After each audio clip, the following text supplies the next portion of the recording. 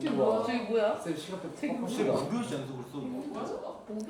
선생님 이번 주 수업 빌려오느라 수업 28번 해요. 선생님들 평균이 16번 정도거든요. 선생님 이번 주에 28번이야. 이번 주에 선생님 건드리면 죽어. 선생님 오늘 초예민 상태야. 이번 주 다음 주. 방과후도 있어. 방과후도 3개나 있어. 우와. 분리수거는 뭐예요? 나 분리수거 담당이잖아. 너네 쓰레기 똑바로 분리수거 안 해봐. 죽여버려. 너네가 안 해보면 내가 다 하고 있어. 저쪽 가서. 쌤들은 하루에 수업 평균 16개에서 17개 정도를 하세요. 근데 선생님 이번에 28개야. 다음 주는 26개고. 우와. 왜 이렇게 많이 플러스가 왜요? 너네 수행평가 봐야 해서. 이렇게까지 무리하실 필요 없는데. 여기 주황 핑크색이 3학년 1반이거든. 우와. 오늘 하고 내일 수요일 목요일 하고 그 다음에 다음 주에 3번이에요. 통치체제입니다. 오늘은 고려 통치체제를 정비하다. 아까 이어서 고려가 우리 태조부터 시작해서 광종 그리고 성종으로 이어지는 순서에 대해서 배웠었는데 오늘은 이제 광종과 성종을 거치면서 탄탄한 안정기에 접어들게 된다. 나라가 안정됐다라는 것은 시스템으로 굴러간다라고 하는 의미예요. 왕이 모든 것들을 컨트롤할 필요 없이 모든 게 착착착착 알아서 시스템적으로 굴러간다라는 것. 그래서 고려라는 거대한 회사, 국가를 굴리는 기계 부품과 조직도에 대해서 같이 할 겁니다.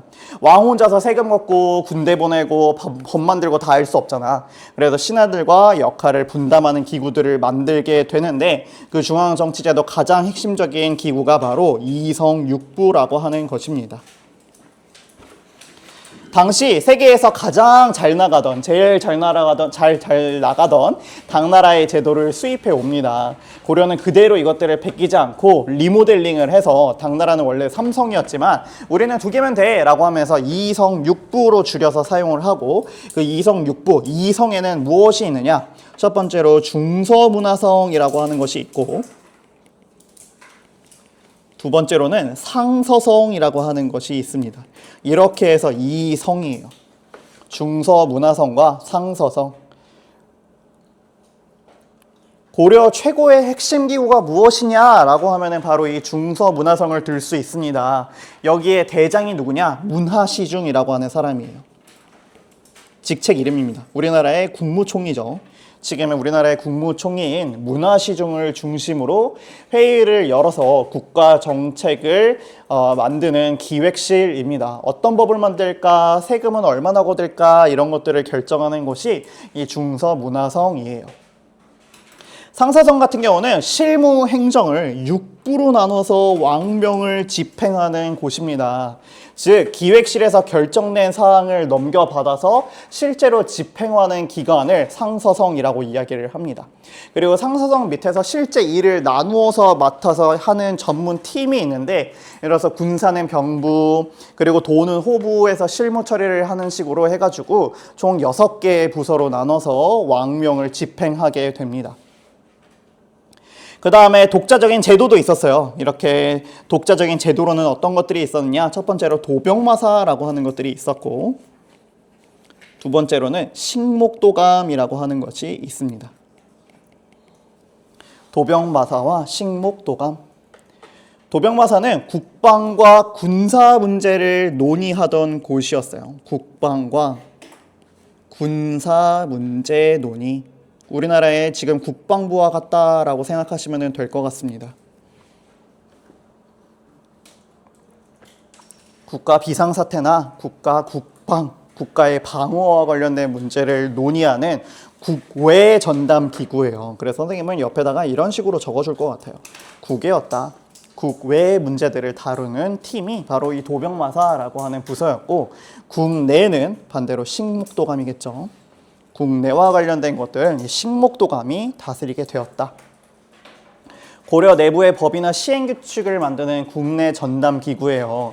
맨날 외침을 받던 나라이다 보니까 국가 위기나 법 제정을 신속하고 강력하게 결정할 우리만의 맞춤형 기구가 필요했기 때문에 만드는 기구가 바로 이 식목도감이라고 하는 것입니다. 그 다음으로는 그 외의 핵심 기구로는 중추원, 어사대, 삼사라고 하는 것들이 있어요. 중추원, 어사대, 삼사. 중추원, 어사대, 삼사라고 하는 것들이 있는데 중추원 같은 경우는 왕의 명령을 전달하는 비서실입니다. 비서실. 군사 기밀을 다루는 국방부 역할도 같이 겸하면서 비서실의 역할을 했었던 곳이 바로 우리 중추원이라고 하는 곳이죠. 어사대는 관리 감찰을 했었던 곳입니다. 중사문화성의 낭사와 함께 대간을 구성하여서 왕권을 견제하는 역할도 했었어요. 일단 들어보세요. 다음은 쭉 정리해 줄게요. 왕권을 견제하였다. 일종의 암행어사 같은 기관이었다라고 생각을 하면 좋을 것 같습니다.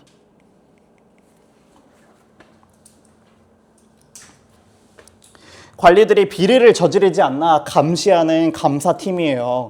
어사대 관리들이 중서문화성의 일부 관리들과 손을 잡고 대간이라는 특별팀을 만드는데 왕이 말도 안 되는 똥꼬집을 부리면 앞마당에 엎드려서 아니되옵니다 라고 하면서 왕을 비판하고 견제하는 브레이크 역할을 했었던 이들이 바로 이 대간이라고 하는 이들이다. 3사는 영수증 처리하는 팀이에요. 국가에 돈이 들어오고 나가는 걸 정보해줬는 단순한 회계팀 정도로 생각하시면 됩니다. 선생님은 그러면 여기는 돈 계산이라고 적을 것 같아요.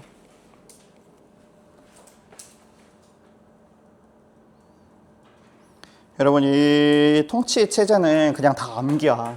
이 뭐 인과관계가 없어. 그냥 이런 조직이 있었다라고 하는 것들을 그냥 여러분들이 알고 그냥 외워두셔야 해요. 방법이 없어요.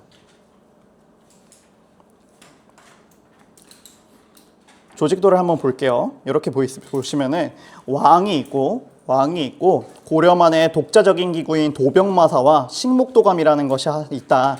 그리고 이성이라고 하는 것들이 또 상서성에서는 6부로 나뉘게 되는데 이러한 구조로 이루어진 게 고려의 통치 체제이다. 이거를 기억을 해두시면 됩니다. 너무 디테일하게 물어보진 않을게요. 이 통치체제는 내용이 좀 복잡하고 각각의 기구들이 무엇을 하는지에 대해서는 여러분들이 헷갈려할 수 있기 때문에 디테일하게 물어보진 않고 그냥 이성에는 뭐가 있었는지 이 정도로 물어보면 어떨까 싶습니다. 어렵나요? 이성에는 뭐 중서문화성과 뭐 통치체제로는 뭐가 있었나요? 라고 하면 이성 6부 정도는 얘기할 수 있으면 될 것 같아요. 이성에는 뭐가 있었나요? 이 정도는 물어볼 수 있을 것 같은데 중서문화성과 상서성이 있었다 정도는 물어볼 수 있을 것 같습니다. 어려워요? 네. 더 쉽게 할까요? 네. 일단 넘어가죠. 저번에도 얘기했지만 교장선생님이 다시 한번 엄포를 해놨어. 시험 문제의 퀄리티는 높이되 여러분들의 평균은 높여야 한다라고 하는 말씀을 해주셨거든. 지방행정제도로는 무엇이 있었느냐? 우리 고려 같은 경우는 전국을 5도 양계라고 하는 것들로 나누어서 다스렸습니다. 5도 양계라고 하는 것들로 다스렸는데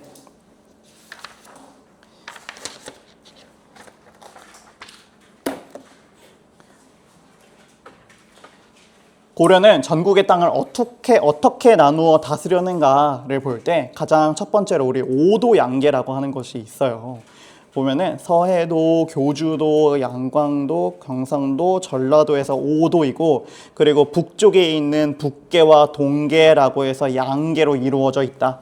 그 외로 이제 뭐 수도인 경기가 있고 뭐 이러기는 한데 이거는 예외로 치고 5개로 나누고 북쪽과 그리고 해안선을 지키는 경계선들을 지키는 양계로 구성이 되어 있었던 것이 바로 고려의 통치 체제입니다.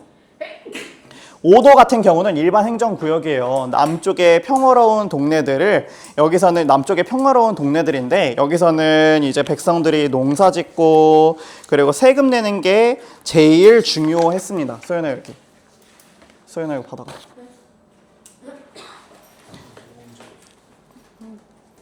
세금을 내는 게 제일 중요했습니다. 그래서 왕이 일반 공무원을 보내서 세금을 거두고 양계 같은 경우는 북쪽의 거란과 여진족과 맞닿아 있는 최전선 최전방 휴전선 동네였어요. 그래서 농사보다는 전쟁 준비가 더 우선이 되었고 일반 공무원이 아니라 강력한 군인을 보내서 국경을 지키게 했었던 것입니다. 또한 지방 같은 경우는 주현과 속현으로 나누게 되는데 주현 같은 경우는 지방에 관리를 보내는데 돈과 인력이 부족해서 전국의 모든 고을의 말을 다 이 지방관들을 보낼 수 있는 것은 아니에요. 그래서 고을을 둘로 나누게 됩니다. 주현, 왕이 보낸 사또가 있는 고을이 주현이고 그리고 사또가 없는 고을이 속현이라고 하는 곳입니다. 그런데 사또가 있는 주현보다 사또가 없는 속현이 훨씬 더 많았고 속현의 경우에는 동네 토박이 대장인 향리들이 다스리던 동네였습니다. 사또 대신 동네에서 실제로 세금 걷고 그리고 행정 업무 처리하면서 실세를 누리던 이들이 바로 이 향리라고 하는 이들입니다. 그 다음에 특수행정구역으로는 향부곡소라고 하는 것이 있었어요. 향부곡소. 향부곡은 나라에서 지정한 땅에서 농사만 뼈 빠지게 지어야 하는 동네, 그리고 소는 나라가 필요한 종이, 먹, 철, 소금 같은 숭어업 제품을 강제로 만들어 바쳐야 하는 공장 동네입니다. 여기 살던 사람들은 노비는 아니었지만 일반 고을 사람들에 비해서 엄청난 차별과 뜯김을 당하면서 살아야 했었던 이들이 있었죠. 소라고 하는 것들, 이후에 반란 같은 것들이 벌어지기도 하는 장소이니까 잘 기억해 주시기를 바랍니다. 공주 명학수에서 벌어진 반란 같은 것들이 이후에 배우게 될 거예요. 중앙국 같은 경우는 이군이라고 하는 것이 있었고 그리고 육위라고 하는 것이 있었다.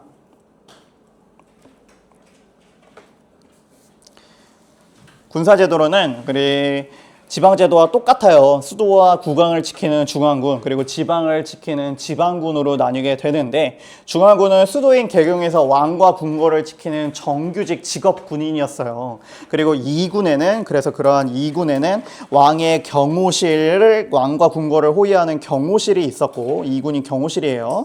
그리고 6위 같은 경우는 수도 개경 전체를 지키고 국경까지 커버하는 우리 수도방위 사령부 정도로 생각을 하시면 어떨까 싶습니다.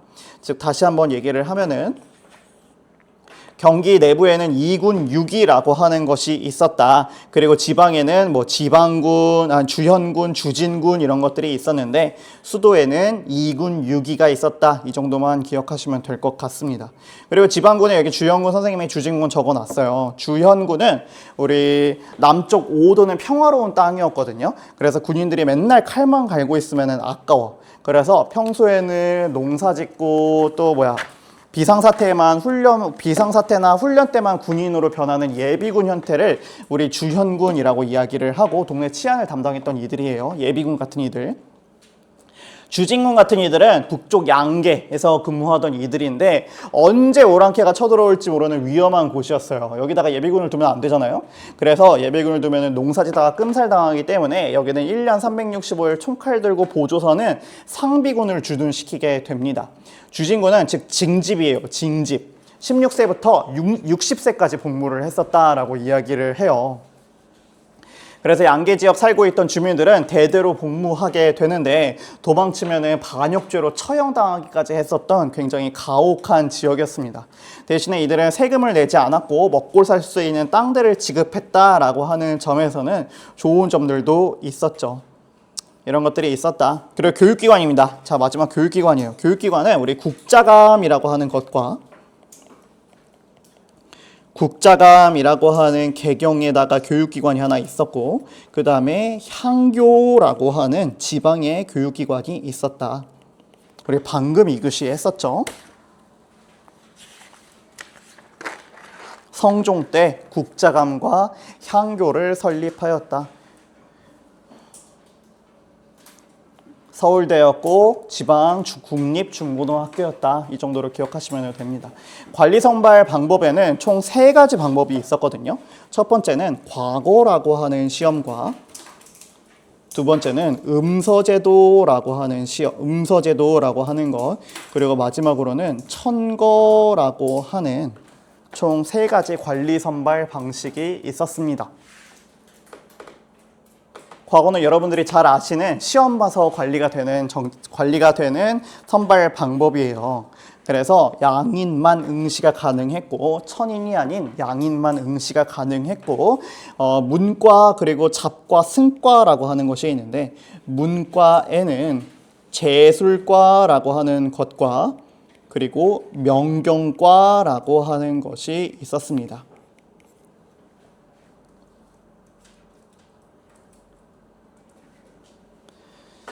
법적으로 노비가 아닌 양인 이상은 누구나 시험을 볼 수 있었지만 실제로 먹고 살기에 바쁜 일반 농민들은 시험 공부를 못해요.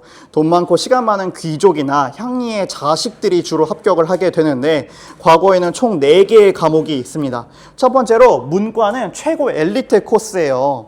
그래서 글짓기 시험인 제술과 그리고 유교 경전 외우기 시험인 명경과라고 하는 것이 있었고 잡과로는 우리 의사, 통역과 법률가 같은 기술직 공무원을 뽑는 시험입니다. 여러분들이 지금 가장 하고 싶어 했었던 일들이 옛날에는 잡과라고 불렸어요. 결국에 문과가 짱입니다, 여러분. 문과가 짱이었다. 옛날이나 지금 옛날에는 결국에 철학하고 국어하고 역사하던 사람들이 짱이었지 의대생들은 다 잡과였습니다. 중인이었어요. 이때 태어났어야 했는데. 자, 어쨌든 이러한 잡과가 있었고 승과는 고려는 불교의 나라였잖아. 그래서 스님들도 시험에 봐서 합격하면은 나라에서 벼슬을 주었습니다. 너는 조금 높은 스님이야 라고 하면서 벼슬을 주고 이런 식으로 이런 것들이 있었고 마지막으로 무과라고 하는 것도 있었는데 무과는 조선시대에는 무과를 엄청나게 중요하게 여기지만 고려시대에는 무과 시험을 거의 시행하지 않습니다. 그냥 싸움 잘하고 덩치 큰 사람들이 이제 뽑혀 쓰고 이것들이 나중에 엄청난 피바람인 무신정변을 부르게 되는 계기가 되는 것이죠. 그 다음에 음서제도는 무엇이냐? 과거 시험에 면제하는 시험이었어요. 과거 시험을 면제하고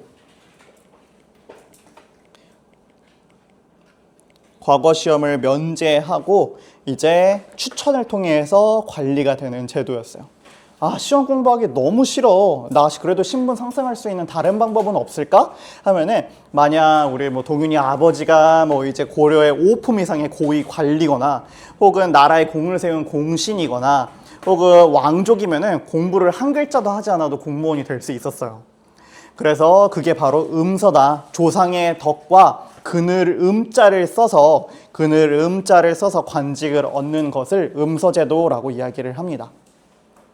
이 음서의 혜택이 굉장히 다양했는데 내 아들뿐만 아니라 내 손자 그리고 심지어 딸의 남편까지 그리고 사위랑 딸이 낳은 외손자까지 전부 다 시험에 없이 공무원을 꽂아줄 수 있는 제도였습니다.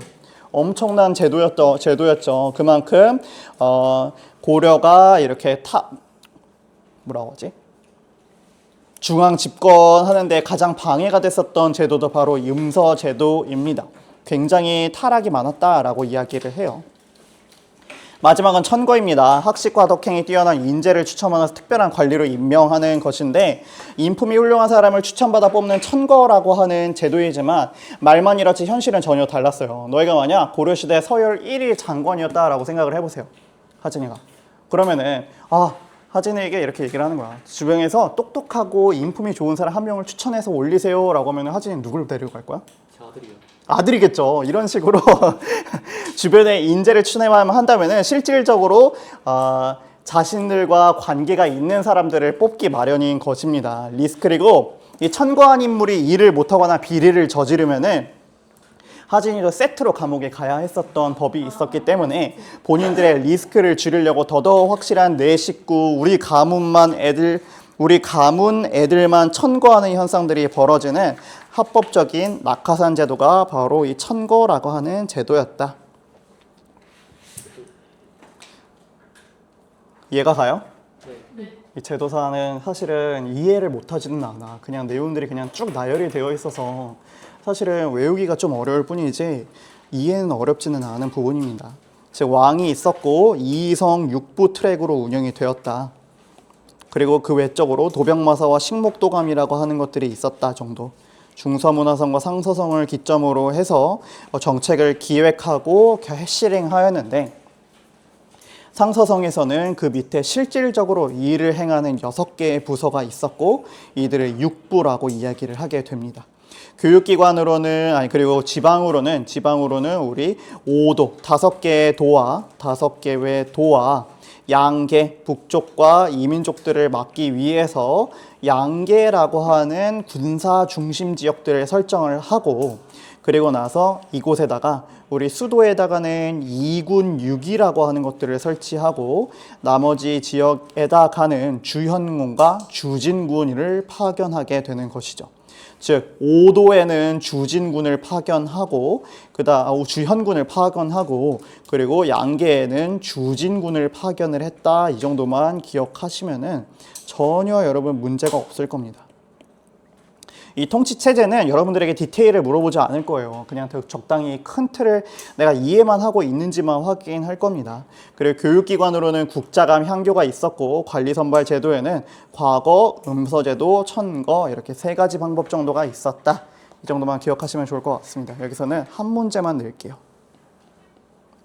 한 문제만 내겠습니다. 23쪽에서는 통치 체제에서는 딱 한 문제, 제일 큰 개념 한 문제만 내겠습니다. 빨간색으로 되어 있는 게 뭐예요? 그 다음에 그쵸? 이성육부와 과거 딱 이렇게 큼지막하게 딱 한 문제만 내겠습니다. 여기까지 하죠. 오늘은 고생했습니다.